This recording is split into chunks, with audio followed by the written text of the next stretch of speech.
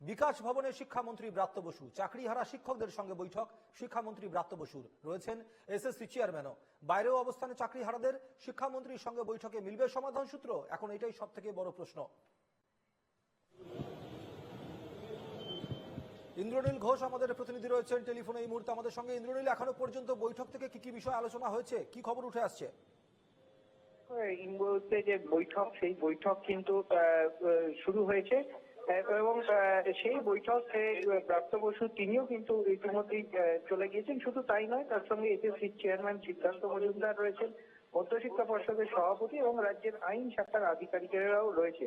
যদিও দুপুর 2টার সময় বৈঠক শুরু হওয়ার কথা ছিল, অথচ নির্ধারিত সময়ে প্রায় 1 থেকে 2 ঘন্টা দেরিতে শুরু হয়েছে বৈঠক, এমনটাই কিন্তু সূত্র মারফত জানা গিয়েছে। যদিও প্রথমে ঢোকার সময় কিছুটা বিলম্ব হয়, যে 8 জন প্রথমে প্রবেশ করতে পারে, কিন্তু শেষমেশ যে চাকরিহারাদের যে দাবি ছিল সেই দাবি মেনেই কিন্তু 12 জন যে শিক্ষক শিক্ষিকা তাদেরকে প্রবেশ করানো হয়।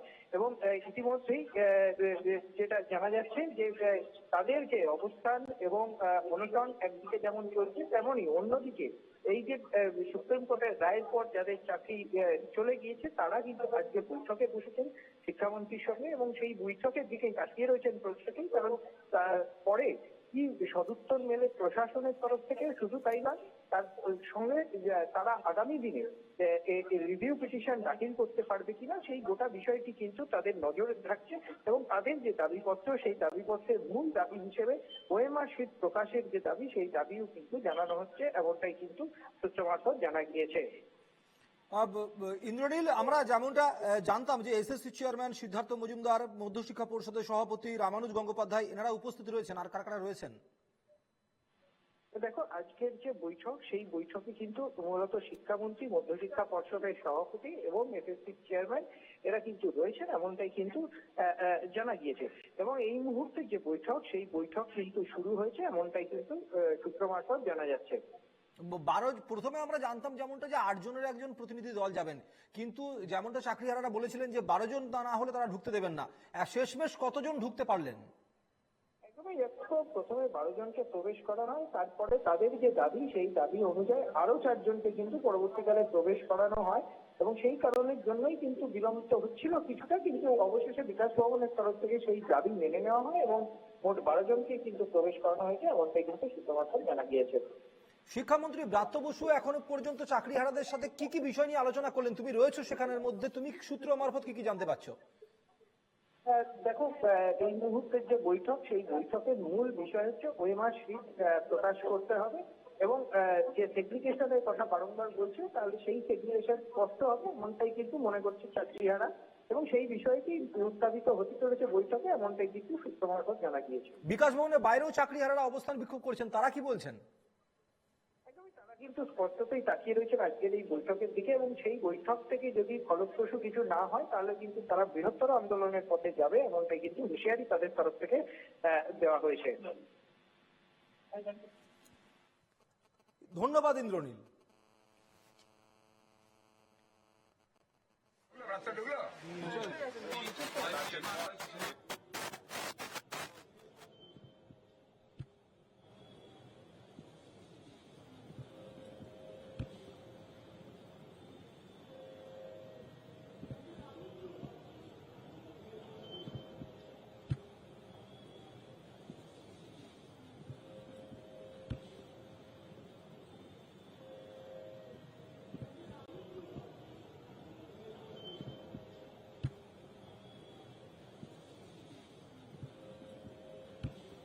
আমরা দেখতে পাচ্ছি ইতিমধ্যেই কিন্তু বৈঠক শুরু হয়ে গিয়েছে এবং 12 জনের প্রতিনিধি দল তারা বৈঠকের মধ্যে অংশ নিয়েছেন। শিক্ষামন্ত্রী ব্রাত্য বসু রয়েছেন, এসএসসি চেয়ারম্যান রয়েছেন এবং এসএসসি ভবনের সামনে এই মুহূর্তে জমায়েত হয়েছে, সেখানে রয়েছেন আমাদের প্রতিনিধি দেবারতী ঘোষ। আমরা এখন সরাসরি চলে যাব দেবারতীর কাছে। দেবারতী, শেষ কি আপডেট রয়েছে? দেখো, এখানে যারা অবস্থান করছিলেন করুণাময়ীর দিকের যাবার যে রাস্তা, সেই রাস্তা সম্পূর্ণভাবে অবরুদ্ধ করে অবস্থান বিক্ষোভে সামিল হয়েছেন যে চাকরি হারা যে শিক্ষকরা, সেই শিক্ষকরা। এবং এখনো পর্যন্ত এখানে যারা অবস্থান করছে তাদের কাছে যে বৈঠকের বার্তা, সেই বৈঠকের বার্তা এখনো পর্যন্ত এসে পৌঁছয়নি। এখানে যে জমায়েত চলছিল, সেই জমায়েত এখনো পর্যন্ত চলছে। শিক্ষকরা তারা কিন্তু এখনো পর্যন্ত এখানেই অবস্থান বিক্ষোভে রয়েছেন। তবে যারা যে 10 জন প্রতিনিধি দল বৈঠকে গিয়েছেন, সেই তারা ফিরে এলে তারপরেই সিদ্ধান্ত হবে যে এখান থেকে অবস্থানে তারা অনড় থাকবেন নাকি অবস্থান তুলে নেবেন। সেই বিষয়টা কিন্তু পরিষ্কার হবে যারা ব্রাত্য বসুর সঙ্গে বৈঠকে গিয়েছেন তারা এখানে ফিরে আসার পরে। দেবারতী, আমরা দেখতে পাচ্ছি প্রচুর মানুষের জমায়েত হয়ে রয়েছে সেখানে, তাদের সাথে কি একটু কথা বলা যাবে? আমি চেষ্টা করছি যদি এখানে যারা শিক্ষক শিক্ষিকারা রয়েছেন তাদের সঙ্গে যদি কথা বলা সম্ভব হয়, কারণ এখানে একটি সভা বলা যাবে না, এখানে একটি বলা যেতে পারে যে একটা জমায়েত হলে সেখানে যেরকম ভাবে একটা বক্তব্য রাখার যে প্রক্রিয়া চলে সেইটা চলছে। এবং আমরা দেখতে পাচ্ছি যে এখানে কার্যত শুয়ে পড়েছেন এখানে দীর্ঘক্ষণ অবস্থানের পর। আমরা দেখছি, আমরা একটু তাদের সঙ্গে আপনাদের সঙ্গে যদি একটু কথা বলা সম্ভব হয়। আপনারা দেখছি রাস্তাকেই একেবারে ঘর বানিয়ে মানে এখানেই আপনাদের যে বিশ্রাম নেওয়া, মানে আপনারা কি সত্যি ক্লান্ত, মানে গতকাল থেকেই রয়েছে? অবশ্যই, কারণ আমাদের এখন যে পরিস্থিতিতে আমাদের চাকরি চলে গেছে, মানে বুঝতে পারছেন সুপ্রিম কোর্টের অর্ডারে আমরা মানসিকভাবে শারীরিকভাবে সব দিক থেকে আমরা আজকে ভীষণ বিধ্বস্ত হয়ে পড়েছি। আজকে আমাদের এই রায় বেরোনোর পর থেকে প্রত্যেকের খাওয়া ঘুম সবকিছু বন্ধ হয়ে গেছে। সেই কারণে আমরা তারপরেও আমাদের আন্দোলন চালিয়ে যেতে হচ্ছে আমাদের লড়াইয়ের জন্য। এর আগেও আমরা দেখেছেন বারংবার আন্দোলন করেছি, কিন্তু তারপরেও আমরা কোনো সুবিচার পাইনি। অথচ আমরা নিজেরা জানি আমরা নিজেদের যোগ্যতার বলে, মেধার বলে কিন্তু চাকরিটা পেয়েছি। সেখানে আমরা কোনো রকম দুর্নীতির সাথে যুক্ত নই। আজকে দেখুন দুর্নীতির কারণে, রাজ্য সরকারের দুর্নীতির কারণে কিন্তু আমাদের আজকে এই পরিণতি হয়েছে। সেই জন্য আমাদের এখন বর্তমানে একটাই দাবি, আমাদের 22 লক্ষের মিরর ইমেজ প্রকাশ করতে হবে এবং তার ভিত্তিতে যোগ্য অযোগ্যদের পৃথক লিস্ট দিতে হবে। যতক্ষণ আমরা সেটা না পাবো আমরা কোন রকম আর মৌখিক আশ্বাসে ভুলবো না। যতক্ষণ সেটা না করা হবে আমরা এইভাবেই আন্দোলন চালিয়ে যাব। এই মুহূর্তে আমরা জানি যে বৈঠক শেষ হয়েছে, আর কিছুক্ষণ পরেই শিক্ষামন্ত্রী ব্রাত্য বসু তিনি সাংবাদিক সম্মেলন করবেন এবং আপনাদের 10 জনের প্রতিনিধি গেছে। মানে এখন কি আপনারা মৌখিক কোনো আশ্বাসে আর বিশ্বাস করবেন না? একদমই নয়। এর আগেও আমরা বিভিন্ন আশ্বাস পেয়েছি বিভিন্ন জনের কাছ থেকে, কিন্তু তাতে আমাদের তো কাজের কাজ কিছুই হয়নি। আমাদের সেই প্যানেলটাই বাতিল হয়ে গেল। আজকে আমাদের অবস্থা খুবই শোচনীয়। কোথা থেকে আসছে? শান্তিপুর থেকে আসছি। মানে এখানেই আছি আমরা, এখানেই আছি রাস্তার তলাতে। মহিলাদের পক্ষে তো এটা মানে কঠিন। হ্যাঁ কঠিন, কিন্তু কিছু করার নেই। এই কঠিন সিচুয়েশনে লড়াই করে যেতে হবে। এবং আজকে আমি একজন ফ্রেশার হয়ে এখানে এসেছি, যে আজকে এই আন্দোলনে মনে হয়েছে যে আমাদেরও সামিল হওয়াটা দরকার। আপামর মানে সাধারণ মানুষকে নামা দরকার, কারণ এইভাবে যে অন্যায়গুলো হয়ে যাচ্ছে। কারণ আজকে ওয়েস্ট বেঙ্গলের যে অবস্থা, সেখানে একটা কোনো জায়গায় ন্যায় বিচার হচ্ছে না। সমস্ত অন্যায়ের বিরুদ্ধে সবকিছু হয়ে যাচ্ছে, সেখানে অন্যায়কে প্রশ্রয় দেওয়া হচ্ছে, ন্যায় বিচার সেখানে থমকে যাচ্ছে। এটা তো কোনো মতেই হতে পারে না। আজকে আমরা এত বছর ধরে, আজকে 10 বছর হতে চললো, নতুন কোনো এসএসসির কোনো রিক্রুটমেন্ট নেই। যাদের আজকে 2016তে চাকরি দেওয়া হচ্ছে, আজকে 6.5 বছর চাকরির পর তাদের চাকরি কিনে নেওয়া হচ্ছে। এগুলো কোন ধরনের কাজ হচ্ছে? সেগুলো তো ঠিক নয়। তার জন্য যতক্ষণ না পর্যন্ত 22 লাখের মিরর ইমেজ প্রকাশ হবে এবং এসএসসি ওয়েবসাইটে সেগুলো আপলোড হবে, ততক্ষণ আমাদের এই আন্দোলন চলছে এবং চলতে থাকবে। শুনলে যে মৌখিক কোনো আশ্বাসে কিন্তু আর কোনোভাবেই তারা বিশ্বাস করতে পারছেন না। কার্যত বারবার বিভিন্ন জায়গা থেকে যেভাবে মৌখিক আশ্বাস দেওয়া হয়েছে এবং কিন্তু তারপরে আলটিমেটলি দেখা গেছে যে তাদেরকে চাকরি হারা হতে হয়েছে। তাই রাস্তাকেই তারা ঘর তৈরি করে নিয়েছেন। আমরা দেখতে পাচ্ছি যে এখানেই অনেকে ক্লান্ত হয়ে কার্যত এখানেই শুয়ে পড়েছেন, এখানেই ঘুমিয়ে পড়েছেন। এবং এই আচার্য সদন, সেই আচার্য সদনের সামনের রাস্তা একেবারেই অবরুদ্ধ হয়ে রয়েছে এবং সেই অবরুদ্ধ রাস্তায় অবস্থান বিক্ষোভে সামিল হয়েছেন চাকরিহারা শিক্ষকরা। শিক্ষামন্ত্রীর সঙ্গে আজকে বৈঠক চলছে, আমরা যেমনটা জানি দেবারতী, সেই বৈঠক থেকেও কি আদৌ কোনো সমাধান সূত্র বেরোবে? এই বিষয়ে তারা কি বলছেন?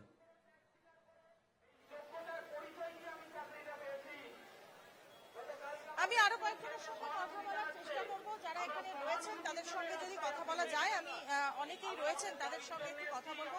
দাদা, আপনার সাথে যদি একটু কথা বলা সম্ভব হয়, শিক্ষামন্ত্রীর সঙ্গে বৈঠক চলছে, আপনারা কি আশাবাদী যে সেখান থেকে সমাধান সূত্র বেরোবে? অবশ্যই আশাবাদী। অবশ্যই আমরা আশা রাখছি যে আমাদের দাবি দাওয়া নিয়ে রাজ্য সরকার এবং বাকি সমস্ত কিছু একটা সহমত ভাবে এসে আমাদের এই সমস্যার একটা সমাধান করবে। আমরা আশা রাখছি, বৈঠক চলছে, দেখা যাক কি হয়।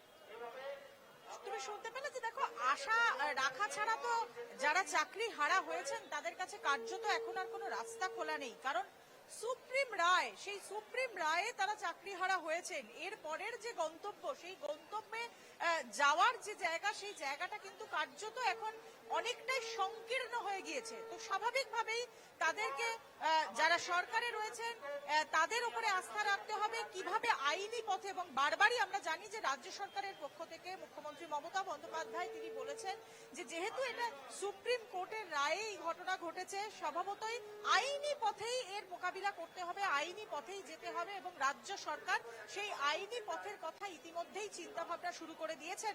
কারা কারা সেই আইনি পথের জন্য লড়বেন সেই তালিকাও কিন্তু মুখ্যমন্ত্রী মমতা বন্দ্যোপাধ্যায় ঘোষণা করেছেন। কিন্তু এখন বিষয়টা হচ্ছে যে যে অবস্থান বিক্ষোভ এখানে চলছে, সেই অবস্থান বিক্ষোভ কতক্ষণ স্থায়ী হয়। এখন যতক্ষণ পর্যন্ত বৈঠকের যে ফলাফল, সেই ফলাফল সামনে না আসছে, এটা কিন্তু এখনো পর্যন্ত অনন্তকালের জন্য যে অবস্থান বিক্ষোভ, তাদের যে লিখিত আশ্বাস না পাওয়া পর্যন্ত তারা কিন্তু এখান থেকে উঠতে চাইছেন না। একদমই দেবারতী, একদিকে আমরা যখন দেখছি যে বাইরে এসএসসি চাকরি প্রার্থী তারা কিন্তু বিক্ষোভ অবস্থান করছেন, বিক্ষোভ দেখাচ্ছেন, অন্যদিকে কিন্তু তাদের মনের মধ্যে একটা আশাও রয়েছে যে ভেতরে যে বৈঠক চলছে শিক্ষামন্ত্রী ব্রাত্য বসুর সঙ্গে চাকরিহারাদের প্রতিনিধি দলের, সেই বৈঠক থেকে কোনো না কোনো সমাধান সূত্র বেরিয়ে আসবে। আমরা নজর রাখবো সেই বৈঠকের দিকে, কারণ সেখানে রয়েছেন আমাদের অপর প্রতিনিধি, সেখানে ইন্দ্রনীলের কাছে চলে যাবো। দেবারতী, তুমি আমাদের সঙ্গে থাকো, ইন্দ্রনীল রয়েছে এই মুহূর্তে আমাদের সঙ্গে। ইন্দ্রনীল, আমরা যেমনটা জানি যে বৈঠক চলছে, বাইরে প্রচুর চাকরিহারা শিক্ষক শিক্ষিকা রয়েছেন, তারা অধীর আগ্রহ অপেক্ষা করছেন কোনো কি সমাধান সূত্র বেরিয়ে আসবে এই বৈঠক থেকে। এখনো পর্যন্ত প্রায় 15-20 মিনিটের বেশি হয়ে গেল বৈঠক শুরু হয়ে গিয়েছে। কি কি বিষয় নিয়ে আলোচনা চলছে? তুমি ভেতরে রয়েছো, সূত্রের মারফত কি খবর পাচ্ছ, কি কি বিষয় নিয়ে আলোচনা হচ্ছে এখনো পর্যন্ত?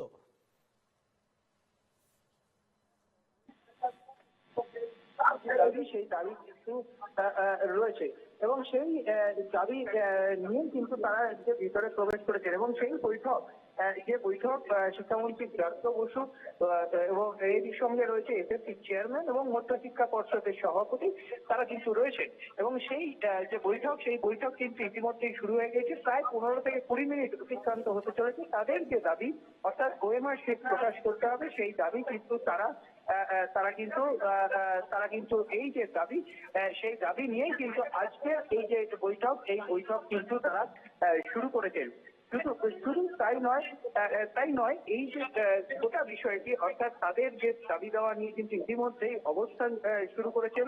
শুধু তাই নয়, তাদের অনশনও কিন্তু শুরু করেছেন। এবং আজকে করুণাময়ী থেকে এসএসসি ভবন পর্যন্ত তারা যে বিক্ষোভ প্রদর্শন করেন, অর্থাৎ বিক্ষোভ মিছিলও করেন এসএসসি অভিযানের ডাক দিয়ে। এবং শুধু তাই নয়, তার সাথে সাথে ডিআই অফিস অভিযানেরও ডাক দেয়। এবং সেই ডিআই অফিস অভিযানকে কেন্দ্র করে পুলিশ এবং শিক্ষক শিক্ষিকারা খণ্ডযুদ্ধে জড়িয়ে পড়ে। বিভিন্ন রকম ঘটনা ঘটতে থাকে। কিন্তু অবশেষে আজকে শিক্ষামন্ত্রীর সঙ্গে যে বৈঠক, সেই বৈঠক হচ্ছে এবং তারা আশা রাখছেন যে হয়তো কোনো সমাধান সূত্র বেরোবে এবং সেই সমাধান সূত্রের পরেই কিন্তু তারা হয়তো আগামী দিনে তারা বিশ্ববিদ্যালয় এগুলোতে ফিরে যেতে পারবেন, এমনটাই কিন্তু আশা রাখছেন। যদিও এখনো যে বৈঠক, সেই বৈঠক চলছে এবং মূল দাবি হিসেবে ওএমআর শিটের যে লিস্ট, অর্থাৎ সেইটা প্রকাশ করার যে দাবি, সেই দাবি কিন্তু তারা রাখছেন, এমনটাই কিন্তু সূত্র মারফত জানা গিয়েছে।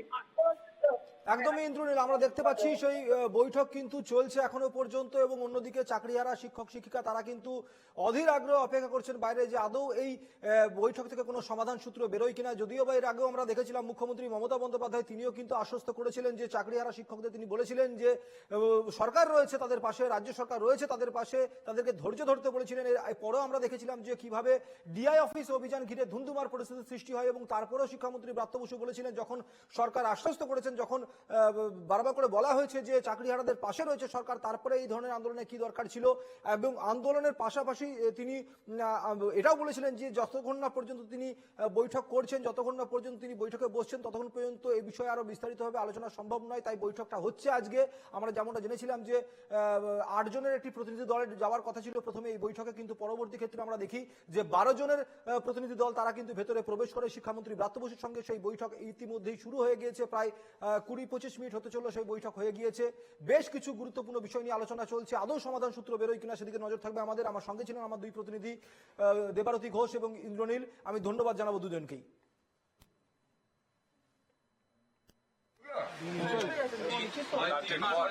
বিকাশ ভবনের সেখান থেকে বেরিয়ে এই মুহূর্তে কিন্তু